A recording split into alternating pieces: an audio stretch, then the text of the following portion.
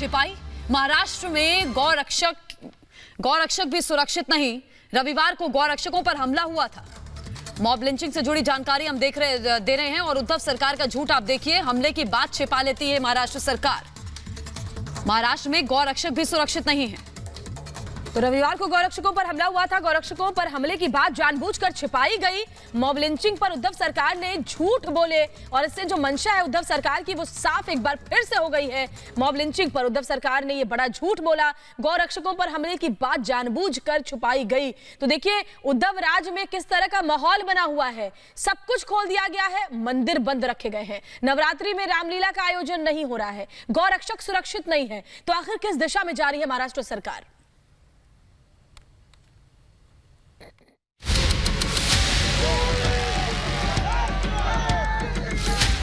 उद्धव राज का अंदाज देखिए।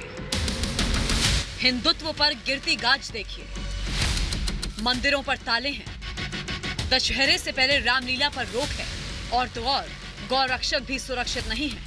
और पुलिस बजाय गौरक्षकों को सुरक्षा देने के गौ तस्करी की बात को छिपाने में लगी है। मॉब लिंचिंग की बात को झुठलाने में लगी है। महाराष्ट्र के पालघर में एक और मॉब लिंचिंग की घटना हुई जब गौ तस्करी का विरोध करना और गौवंश को बचाना एक युवक को भारी पड़ गया और भीड़ युवक पर टूट पड़ी।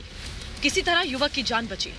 हद तो तब हो गई जब पुलिस मॉब लिंचिंग की बात को छिपाने लगी, गौ तस्करी की बात पर पर्दा डालने लगी और घटना को सामान्य घटना बता दिया। पुलिस की मौजूदगी में 100 से ज्यादा लोगों की भीड़ एक युवक की जान की दुश्मन बन गई। घटना पालघर के नालासोपारा वेस्ट इलाके की है। बजरंग दल के राजेश पाल के गौवंश की रक्षा के लिए सामने आने की वजह से भीड़ उस पर टूट पड़ी।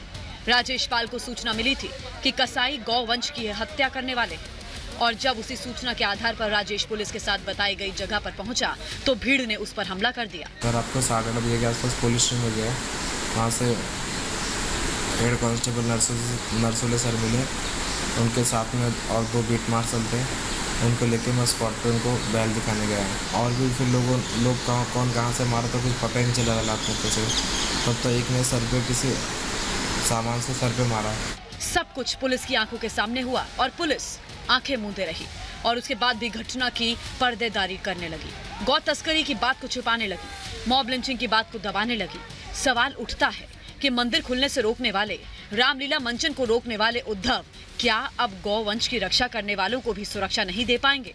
क्या अब वो गौ तस्करों और मॉब लिंचिंग करने वालों को बचाएंगे? Bureau report, Republic Bharat. और हमारे साथ हमारे सहयोगी अनंत त्यागी इस समय लाइव मौजूद है मुंबई से। अनंत, पालघर में जो कुछ हुआ वो सबने देखा और अब फिर से एक और पालघर का मामला मॉब लिंचिंग से जुड़ा। गौरक्षक भी सुरक्षित नहीं है महाराष्ट्र सरकार में। देखिए जो साधुओं के साथ लिंचिंग हुई थी और ये मामला, इसमें 3 बातें कॉमन है। पहली, ये तीनों घटनाएं महाराष्ट्र के पालघर में घटी। दूसरा, पुलिस की मौजूदगी में हुआ। और तीसरा, ये दोनों घटनाएं हिंदूवादी लोगों से जुड़ी हुई थी। पहले साधुओं की लिंचिंग की गई थी और अब राजेश नाम का युवक जिसको गौ तस्करी का शक था, पुलिस में रिपोर्ट की। पुलिस वहां पहुंची, पुलिस को कुछ नहीं मिला। इस राजेश को शक था कि वहां पर कुछ चल रहा है। राजेश पुलिस बल के साथ वहां पहुंचता है नालासोपारा में, जो कि पालघर जिले का एक कस्बा है। नालासोपारा पहुंचता है, वहां पर पुलिस की अनंत रोकूंगी मैं आपको। एक बड़ी खबर इस वक्त आ रही है। प्रधानमंत्री नरेंद्र मोदी